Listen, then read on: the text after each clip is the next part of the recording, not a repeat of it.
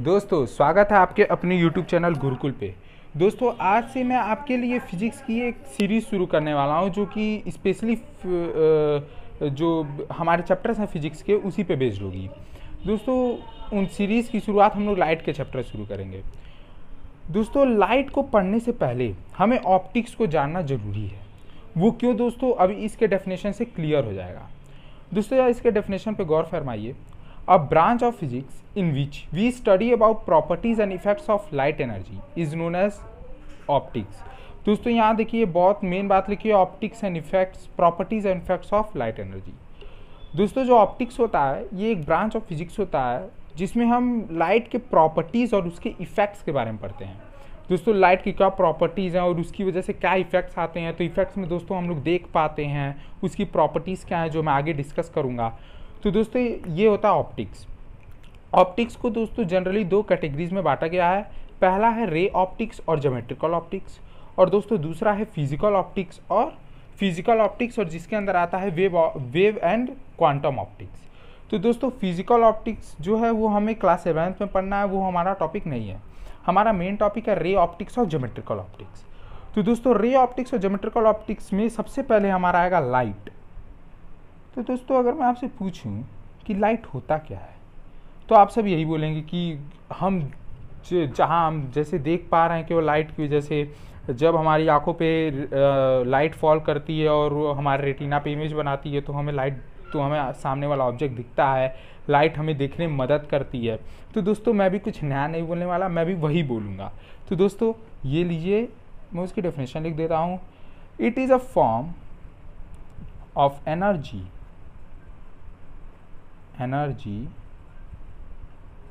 which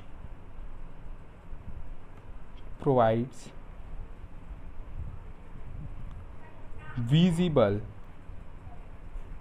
visible sensation to our eyes। दोस्तों यहाँ पर आप देख सकते हैं मैंने डेफिनेशन लिख दिया, it is a form of energy which provides visible sensation to our eyes, जिसकी वजह से हम सामने वाली ऑब्जेक्ट्स को देख पाते हैं। दोस्तों अब हम बात करते हैं लाइट की प्रॉपर्टीज़ पे। लाइट की दोस्तों पहली प्रॉपर्टी ये होती है कि लाइट एनर्जी इज इनविजिबल। अब दोस्तों ये बहुत ही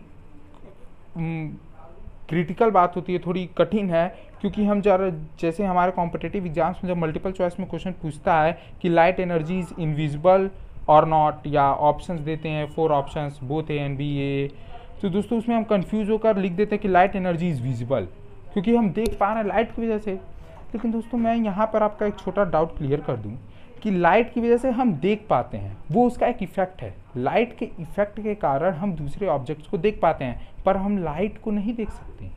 लाइट इनविजिबल है पर वो दूसरी चीज़ों को विजिबल करता है। इसका भी हिसाब किताब कुछ जीरो जैसा ही है, जिसका जीरो के पास कोई अपना अस्तित्व नहीं होता, पर वो जब दूसरी चीज़ों के साथ मल्टीप्लाई होता है तो उनके अस्तित्व को मिटा देता है। तो दोस्तों अब हम दूसरे प्रॉपर्टी की बात करते हैं कि स्पीड ऑफ लाइट। तो दोस्तों speed of light in vacuum को दोस्तों नापा गया था, वो है हमारा 3 × 10⁸ मीटर पर सेकेंड। दोस्तों ये स्टैंडर्ड है, जबकि इससे थोड़ा सा बहुत मिनिमम कम होती है इसकी स्पीड, पर ये हमारा स्टैंडर्ड है और नियरेस्ट भी और ईजी भी होता है, इसीलिए हम इसको 3 × 10⁸ मीटर पर सेकेंड लेते हैं। दोस्तों तीसरी बात है इसकी, speed of light is different in different mediums. हाँ दोस्तों ये जो स्पीड ऑफ लाइट होती है वो डिफरेंट मीडियम में डिफरेंट होती है। जैसे कि इसकी स्पीड वाटर में कुछ और होगी, एयर में कुछ और होगी, वैक्यूम में हम देख ही चुके हैं। इसकी स्पीड जब किसी सॉलिड सब्सटेंस से ये पास करेगा तो इसकी स्पीड कुछ और होगी। दोस्तों इसके बाद हमारा नेक्स्ट प्रॉपर्टी जो आता है वो है कि it is an electromagnetic wave. It is an electromagnetic wave. दोस्तों इस लाइट एक इलेक्ट्रोमैग्नेटिक वेव होती है। दोस्तों इस चीज़ को मैं समझाने के लिए आपके सामने एक ग्राफ ला रहा हूँ, उस ग्राफ को ज़रा ध्यान से देखिएगा दोस्तों। तो यहाँ पर मैंने आपके लिए एक ग्राफ ला दिया है, इसे ध्यान से देखिए। दोस्तों हम जानते हैं कि इलेक्ट्रिक फील्ड और मैग्नेटिक फील्ड एक दूसरे से कोरिलेटेड हैं। जहाँ इलेक्ट्रिक फील्ड होगा वहाँ मैग्नेटिक फील्ड जरूर होगा। तो दोस्तों जब एक इलेक्ट्रिक फील्ड, दोस्तों ये मैं इसे EY को इलेक्ट्रिक फील्ड मान लेता हूँ, और दोस्तों ये जो जेड एक्सिस है, ये जेड और ये एक्स, तो जेड एक्सिस को दोस्तों मैं मैग्नेटिक फील्ड मान लेता हूँ। तो दोस्तों जब मैग्नेटिक फील्ड और इलेक्ट्रिक फील्ड, दोस्तों ये इलेक्ट्रिक फील्ड और ये जो मैग्नेटिक फील्ड एक साथ किसी मीडियम में वाइब्रेट करें तो उससे हमारा प्रोड्यूस होता है इलेक्ट्रोमैग्नेटिक वेव। तो दोस्तों हम लिख सकते हैं कि व्हेन EF, दोस्तों मैं लिख दे रहा हूँ व्हेन EF से दोस्तों मैं इलेक्ट्रिक फील्ड दिखा रहा हूँ, एंड MF से दोस्तों magnetic field, MF vibrate. Okay दोस्तों, तब फॉर्मेशन होता है इलेक्ट्रोमैग्नेटिक वेव, जिसको हम लोग EM वेव्स बोल सकते हैं, EM वेव्स, इलेक्ट्रोमैग्नेटिक वेव्स। तो दोस्तों मुझे यही दिखाना था, ये आपके बारे में थोड़ा ज़्यादा है और थोड़ा जानना ठीक भी है। ये क्लास 11 तो हम इसके बारे में और अच्छे से पढ़ेंगे। अब दोस्तों ये रहा इलेक्ट्रोमैग्नेटिक वेव, जो कि हमारा लाइट शो करता है। एक लाइट एक इलेक्ट्रोमैग्नेटिक वेव है, वो ये प्रॉपर्टी शो करता है। उसके बाद दोस्तों हमारा आता है नेक्स्ट प्रॉपर्टी। दोस्तों लाइट की जो नेक्स्ट प्रॉपर्टी है वो है लाइट प्रोपागेट्स। दोस्तों प्रोपागेट्स का मतलब होता है ट्रैवल। ओके दोस्तों, प्रोपागेट्स इन स्ट्रेट लाइन। दोस्तों इसके हमने बचपन में छोटे, जब हम स्मॉलर क्लासेस में थे, तो हमने इसके बहुत सारे एक्सपेरिमेंट्स भी किए थे कि लाइट रे आती थी, उसके सामने में कार्डबोर्ड को रख देते थे, लाइट रे ब्लॉक हो जाती थी। इससे हमें पता चलता है कि लाइट रे प्रोपागेट्स इन स्ट्रेट लाइन। फिर दोस्तों उसके बाद एक बहुत अच्छी प्रॉपर्टी है जो है in white light spectrums are found, there are spectrum. दोस्तों जब हम लोग ये करते हैं तो कलर्स में बढ़ता है, और दोस्तों इन कलर्स को हम लोग एक सीरीज नाम देते हैं जिसका नाम है विबग्योर, जो कि दोस्तों हम जानते हैं कि ये वायलेट है, ये इंडिगो है, ये ब्लू, फिर ये ग्रीन दोस्तों, फिर दोस्तों ये हमारा है येलो दोस्तों, ऑरेंज, और ये हमारा है रेड। दोस्तों हमारे 7 कलर्स में बढ़ जाते हैं। अब दोस्तों इसकी जो नेक्स्ट प्रॉपर्टी है वो नहीं विबग्योर से रिलेटेड है, वो है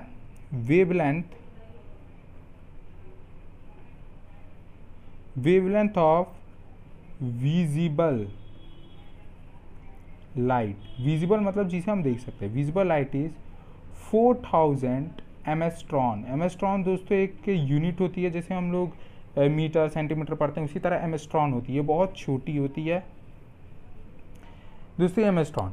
तो दोस्तों अब हम यहाँ देख रहे हैं कि wavelength of visible light is इतना। दोस्तों हम इसको ऐसे भी कह सकते हैं कि जो वायलेट लाइट होती है उसकी वेवलेंथ बहुत कम होती है। वेवलेंथ को हम लोग वायलेट मान लीजिए, मैं यहाँ लेमडा लिख रहा हूँ wavelength. The wavelength of violet light दोस्तों ये कम होती है in comparison to red light. दोस्तों जो रेड लाइट की वेवलेंथ होती है वो बहुत ज़्यादा होती है, सबसे ज़्यादा वेवलेंथ रेड लाइट की होती है। तो दोस्तों जैसे जैसे हम लोग इधर जाएंगे वेवलेंथ बढ़ती जाएगी, और इधर आएंगे तो वेवलेंथ घटती जाएगी। अब दोस्तों यहाँ पर हमने लाइट के सारे बेसिक कॉन्सेप्ट के बारे में बात कर ली, उसके प्रॉपर्टीज़ को देख लिया, हर चीज़ देख लिया। अब दोस्तों अब हम आगे बढ़ते हैं। तो दोस्तों आगे हमारा आता है लाइट रे।